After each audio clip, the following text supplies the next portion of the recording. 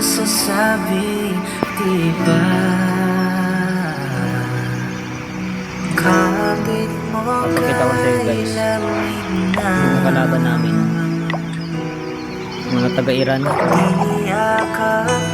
Galing. Congrats dito sa Iran. Ito guys oh. Ito guys yung kalaban namin. Pinerfect din kami.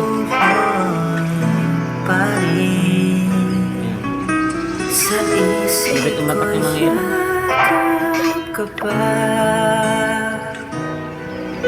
Sa isip ko'y Hindi rin magpapatalo.